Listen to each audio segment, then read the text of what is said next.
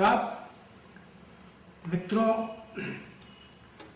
Corona और corona का virus अब पहले की तुलना में ज्यादा तेजी से बढ़ रहा है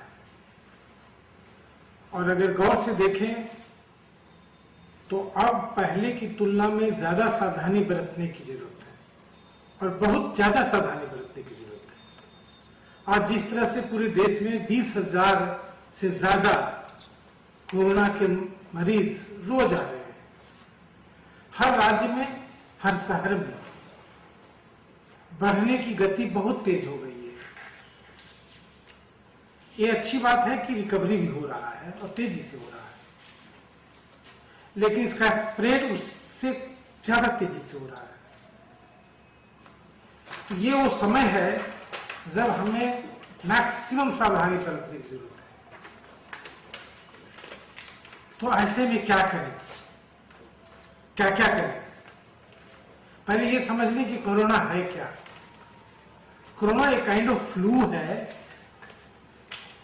और जिसका वायरस जो है वो आरएनए का स्ट्रक्चर है। आरएनए स्ट्रक्चर है, प्रोटीन स्ट्रक्चर है और ये बहुत तेजी से मॉडिफाई हो जाता है, इसमें बहुत तेजी से चेंज आ जाता है। और चूंकि ये प्रोटीन का है, लिपिड का है, आरएनए का है, इसलिए जब साबुन से जब हाथ धोते हैं तो उसका जो है ब्रेकअप हो जाता है। तो कोरोना वायरस जो है, कोविड-19 वायरस जो है, ये पुराना वायरस है, एक म्यूटेटेड नए रूप में कोरोना कोविड-19 के रूप में अभी हम लोग के सामने है। जब से ये वुहान से, जो कहते हैं वुहान से आया है, उसके बाद भी अपना कई रूप बदला है। But finally this is a RNA lipid structure और ये काइंड ऑफ फ्लू है कोरोना। और बहुत घबराने की बात नहीं है, बहुत परेशान होने की बात नहीं है। बस बचाव करना इसलिए जरूरी है कि ये बहुत ही वेरुलेंट है।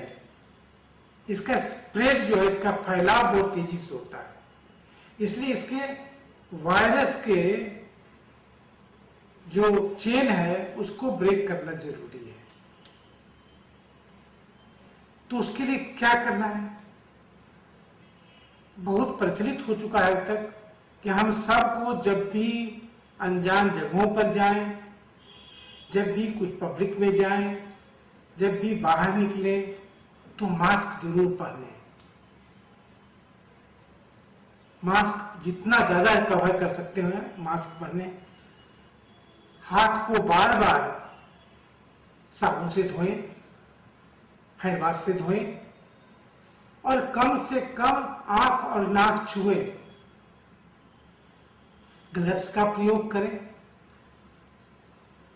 अपने स्थान को, अपने टेबल कुर्सी को, अपने गाड़ी को, जिन जगहों पर भी लगता है कि कोई बाहरी व्यक्ति आ सकते हैं या उनके आने से संक्रमण हो सकता है, इन्फेक्शन हो सकता है, तो उसको बार बार सैनिटाइज करें। और क्या करना चाहिए? हमेशा फुल शर्ट पहनना चाहिए, हमेशा फुल पैंट पहनना चाहिए, हमेशा फुल शू पहनना चाहिए।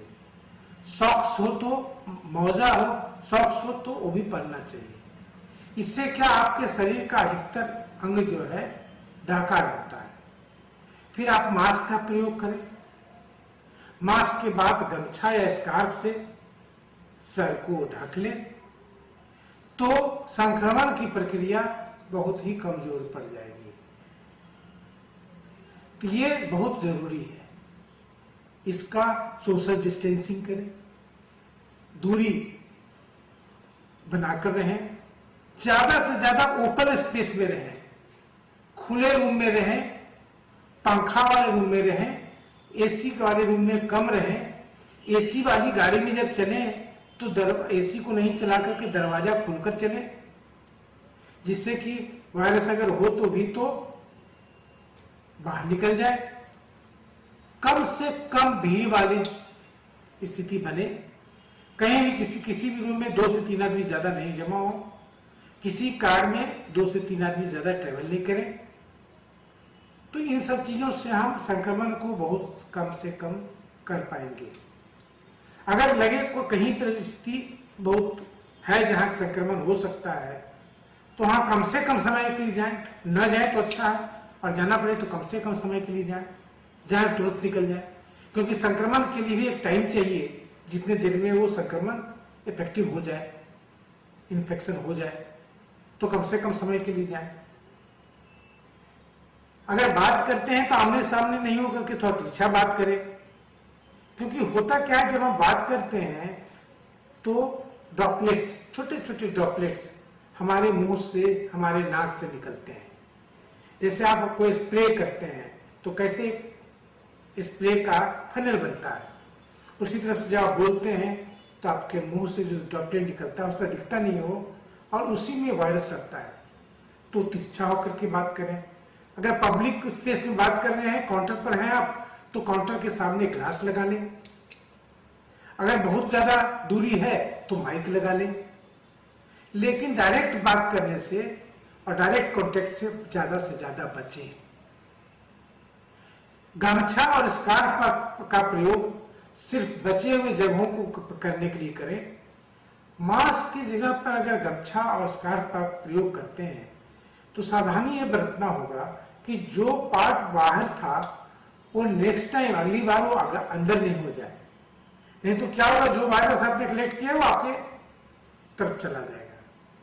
तो अगर 2 रंग का स्कार्फ हो या गमछा हो तो ठीक है, जिसे याद रहे कि ये अंदर रखना है, ये बाहर रखना है।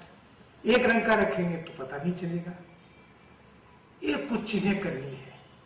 फिर बार बार जो सरकार के द्वारा बताई जाती है, आरोग्य सेतु ऐप पर अपना रजिस्ट्रेशन करें, जरूर करें।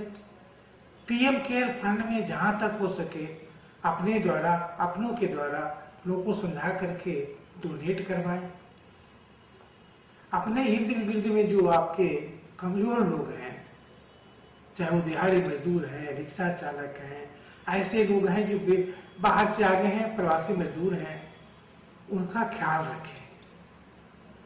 यह बहुत इंपॉर्टेंट है, क्योंकि यह उनको सुरक्षित रखेगा और उनकी सुरक्षा में आपकी सुरक्षा भी निहित है। आपकी सुरक्षा में उनकी सुरक्षा भी नहीं। ये सब हमें करना चाहिए। इसके अलावा और क्या करना चाहिए? कोरोना से बचाव का एक तरीका हुआ। दूसरा एक बहुत महत्वपूर्ण है कि इम्यूनिटी का डेवलपमेंट हम कितना करते हैं, हमारा इम्यूनिटी कितना अच्छा है। उसके लिए कितना प्राकृतिक खाना, कितना ज्यादा से ज्यादा फल, ज्यादा से ज्यादा सब्जी, नींबू पानी, नींबू चाय का हम ज्यादा से ज्यादा प्रयोग करें। ऐसे भोज्य पदार्थ जिसमें विटामिन डी हो, विटामिन सी हो, विटामिन ए हो, जिंक हो, इसका प्रयोग ज्यादा करें। ज्यादा कोशिश ये करें कि हम उन पदार्थों का जो नेचुरल फॉर्म में उपलब्ध है, प्राकृतिक रूप में उपलब्ध है, उसका प्रयोग करें। नहीं हो तो फिर उसके टैबलेट्स या कैप्सूल्स या इस तरह का जो उपाय हो करना हो हम लोग करें। अब बहुत आसान है। विटामिन सी के लिए आंवला है, नींबू है, विटामिन ए के लिए आम है। आज की तारीख में अच्छा फल है। तो जितना पहली कोशिश होना चाहिए कि हम वो नेचुरल फॉर्म का चीज यूज करें। नहीं हो तो फिर दूसरी चीज का प्रयोग करें। तो फिर आप सप्लीमेंट अगर जरूरत हो तो लेना पड़े तो आयुर्वेदिक लें, नहीं तो जैसा जो उपलब्धता हो। जिंक का इंटेक बहुत इंपॉर्टेंट है। साथ ही ऐसे बहुत चीजें हैं जैसे अश्वगंधा, जैसे गिलोय, जैसे तुलसी। इन सब चीजों का प्रयोग, लगातार प्रयोग हमारा लिए स्वास्थ्य वर्धक है, हमारी इम्यूनिटी को डेवलप करता है। ऐसे बहुत चीजें हैं जो हमारे स्वास्थ्य तंत्र को मजबूत करता है। और क्या करना चाहिए?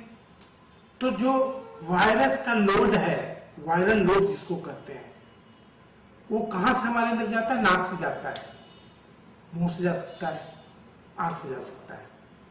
तो इन जगहों, खास करके नाक से, क्योंकि ये श्वास नली से जुड़ी हुई बीमारी है, ये सबसे ज्यादा श्वास तंत्र को आक्रमण करता है, श्वास तंत्र को पर अटैक करता है। तो वायरल लोड को कम करने के लिए आप जल लेती कर सकते हैं, आप सूत्र लेती कर सकते हैं, आप भाप ले सकते हैं। रात में या जब मौका मिले तो आप सरसों का तेल नाक में डाल सकते हैं। ये सब चीजें क्या करेगी? वायरल लोड को कम करेगा, और जो कि श्वास तंत्र है, श्वास नासिका है, जो श्वास की नली है, उसको क्लियर रखेगा। तो वहां वायरल लोड जब कम होगा तो संक्रमित होने की संभावना कम हो जाएगी। फिर हमारा फेफड़ा है, श्वास तंत्र का सबसे महत्वपूर्ण अंग, तो उसको मजबूत करने के लिए योग है, प्राणायाम है, एरोबिक एक्सरसाइज है, बहुत तरह के एक्सरसाइज है। जैसे आप कहीं अभी आता है बैलून फुलाना, स्ट्रॉ लेकर के पानी डाल करके गिलास में उसको फूके, उससे भी फेफड़ा भी मजबूत होता है और ऑक्सीजन का इंटेक भी बढ़ता है। ऑक्सीजन का इंटेक बढ़ाना बहुत जरूरी है, और ऑक्सीजन का लेवल को जानते रहना भी जरूरी है। इसके लिए बहुत छोटा सा एक यंत्र आता है, ऑक्सीमीटर। वो 1500-2000 रुपए से लेकर के 5-7 हजार रुपए तक में आता है। घर में आप छोटा सा यंत्र रख सकते हैं।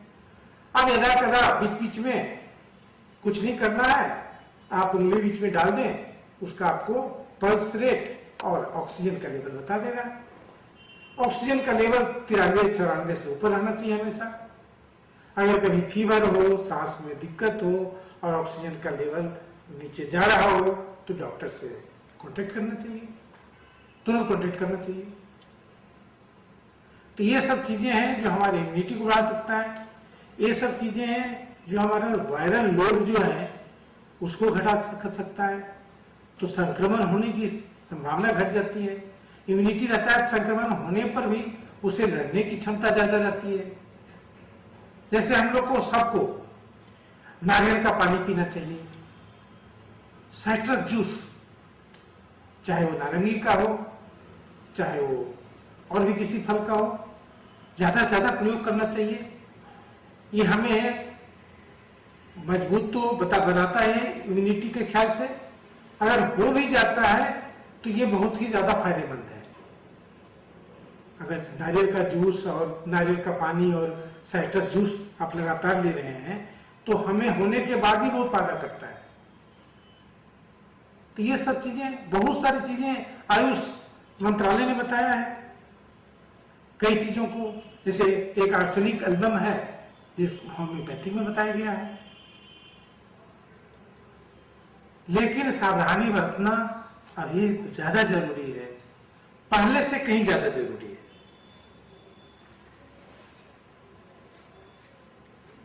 साथ में यह ध्यान देना है कि इम्यूनिटी बढ़ाने के लिए और क्या क्या करना है।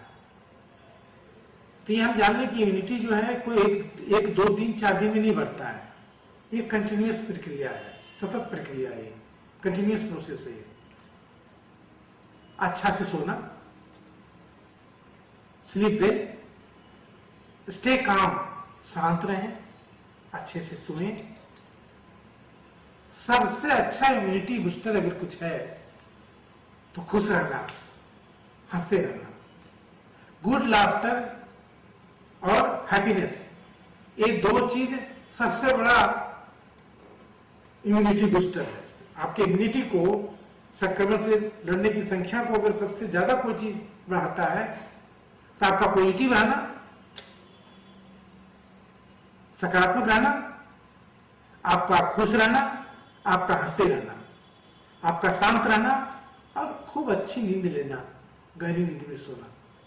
ये सब चीजें आपकी इम्यूनिटी को संक्रमण से लड़ने की शक्ति को बहुत बढ़ाता है, और अगर खुदा न खास्ते हो ही गया तो उसे बाहर निकलने में बहुत असर डालता है।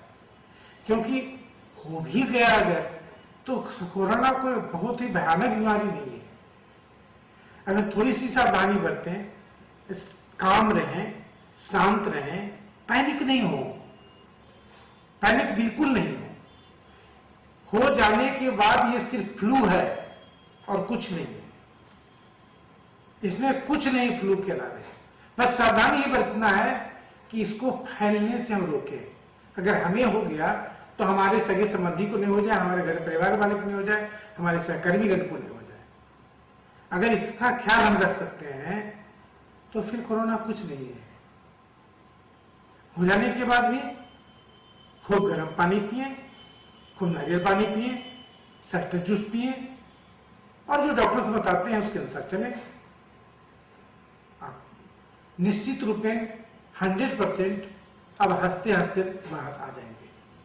लेकिन हाँ, पॉजिटिव रहें, खुश रहें, शांत रहें, stay calm, stay happy, keep laughing. Good laughter is the greatest saviour, good laughter is greatest most important immunity booster. ये सब चीजें हैं जो हम लोगों को बचा भी सकती है और उसे खूब अच्छे से निकाल भी सकती है। तो इसके अलावा क्या करना है? इसके अलावा कोशिश करनी है कि जब तक जरूरत नहीं पड़े तो नेसेसरी बाहर नहीं जाए। जब तक एकदम कंपल्सरी नहीं हो तो भीड़ में तो बिल्कुल नहीं जाए। खुद भी और सब लोगों को समझाएं कि सोशल डिस्टेंस मेंटेन करें, कहीं जाएं तो बार बार सैनिटाइज करें, आमने सामने बात नहीं करें, थोड़ा क्रॉस करके बात करें, और इस अवेयरनेस को ज्यादा से ज्यादा लोगों के बीच में फैलाएं कि ज्यादा से ज्यादा लोगों का अवेयर होना, उनका सुरक्षित होना हमारे सुरक्षित होने की गारंटी है। और फिर अपने इर्द गिर्द के अपने मित्रों को, अपने सहयोगियों का, अपने गरीब लोगों का, गरीब दोस्तों का, पास पड़ोस के लोगों का जरूर ख्याल रखें। याद रखें कि उनकी सुरक्षा हमारी सुरक्षा तो है ही है। ये पूरा जीवन जो है, पूरा सोसाइटी जो है, वो इंटरडिपेंडेंस पर टिका हुआ है। सब एक दूसरे पर हम लोग आश्रित हैं, सामाजिक रूप से भी, सांस्कृतिक रूप से भी, आध्यात्मिक रूप से भी और साइंटिफिक रूप से भी, वैज्ञानिक रूप से भी। इसलिए अगर हम दूसरे का ख्याल रखते हैं तो उससे जो खुशी मिलती है वो भी हमारे इम्यूनिटी लेवल को बढ़ा देता है, हमारे हैप्पीनेस को बढ़ा देता है, हमारे संक्रमण से लड़ने की शक्ति को बढ़ा देता है। ट्राई करके देखिए, अच्छा लगेगा, अच्छा लगता है। ये सब कुछ चीजें हैं जो आज करना बहुत जरूरी हो गया है। पहले की तुलना में ये सारी चीजें आज ज्यादा जरूरी हो गई है, क्योंकि आज ज्यादा तेजी से, बहुत तेजी से फैल रहा है। हर रोज बढ़ने की संख्या 1.25 गुना, 1.5 गुना, दुगना होती जा रही है। कुछ दिन पहले 5,000, फिर 10,000, फिर 15,000, फिर 20,000 का आंकड़ा प्रतिदिन पूरे देश में आ गया है। तब वो समय आ गया है जिसमें कि हम लोगों को, हम लोग तक नहीं पहुंच जाए, इसका इंतजाम करें, इसका गहराई से, तरीके से इंतजाम करें। इम्यूनिटी बढ़ाने के लिए, या कहें कि सभी हर तरह के रोगों के लिए हम लोग बरसों से काढ़ा पीते आए हैं, अभी भी बहुत जरूरी है। जब भी कोई प्रकार का फ्लू होता है तो काढ़ा का प्रयोग हम लोग गांव घर में कब से कर रहे हैं पता नहीं। ये आयुर्वेद का टेस्टेड फॉर्मूला है, ये टेस्टेड तरीका है। क्या चीज का काढ़ा? लहसुन का, आदि का, दालचीनी, लौंग, गोल मिर्च, हल्दी, हनी, को डाल करके काढ़ा बना सकते हैं और सुबह शाम लोग पी सकते हैं। और बहुत तरह की चीजें डाली जा सकती है। कहीं लोग हरिद्वारी कूस, लेमन ग्रास डालते हैं, कहीं सहजन का पत्ता, मोरिंगा, मुनगा का पत्ता डालते हैं। इस तरह की बहुत चीजें जो हमारे इर्द गिर्द में है, जो बहुत ही जबरदस्त तरह तरह के विटामिन से भरपूर है, तरह तरह के मैक्रो विटामिन से भरपूर है और जबरदस्त इम्यूनिटी बूस्टर्स है। लेकिन इसका लगातार प्रयोग करने की जरूरत है अगर हम लोग चाहते हैं इम्यूनिटी को हम लोग मजबूत करके रखें। तो तीसरा का काढ़ा, लहसुन का प्रयोग करना बहुत फायदेमंद माना जाता है। आदि का प्रयोग करना काढ़ा के अलावा भी बहुत फायदेमंद माना जाता है। इस तरह की बहुत सारी चीजें हैं और नेचर में जितनी चीजें उपलब्ध है जिस समय, वो आपके लिए सबसे अच्छा है। कहते हैं ना कि आपके इन्वायरमेंट में जो फल और सब्जी होता है वो आपके शारीरिक आवश्यकताओं को पूरा करता है और आपका जो सीजनल फल और सब्जी होता है वो सबसे उत्तम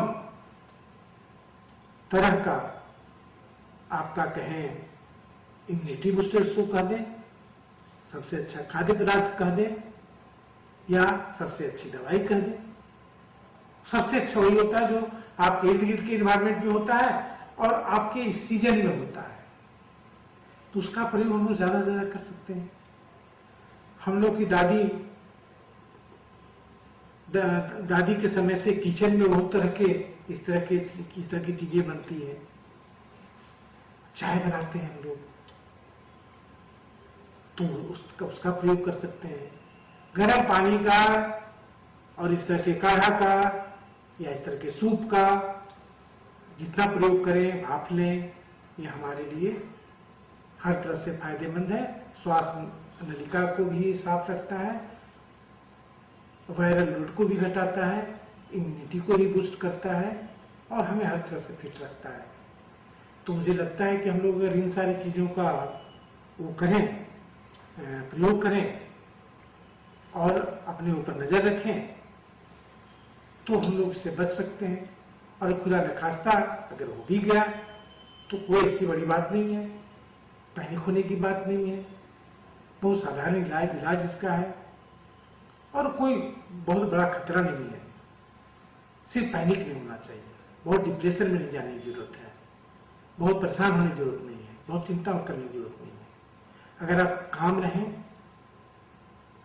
नेचुरली इसको लें IGT, तो 1000% पक्का है कि आप आराम से इससे निकल जाएंगे। किन्हीं शब्दों के साथ बहुत ढेर सारी शुभकामनाएं और बार बार आग्रह कि हम लोग जितनी भी तरह की सावधानी है, जितने की तरह के तौर तरीके हैं, उसका हम लोग उसका प्रयोग करें, उसको हम लोग छोड़े नहीं। क्योंकि समय जब गुजरता है तो कई बार सावधानी छूट जाती है और जो बार बार कहा जाता है ना कि सावधानी हटी दुर्घटना घटी, तो उसका समय अब आ गया है। तो हम लोग को ज्यादा सावधान रहने की जरूरत है, हर तरह से सावधान रहने की जरूरत है और इससे निकल जाएंगे हम लोग। कोरोना को हराएंगे, हम लोग जीत कर बाहर निकलेंगे, इसकी गारंटी है। बहुत बहुत शुभकामनाएं, बहुत बहुत धन्यवाद।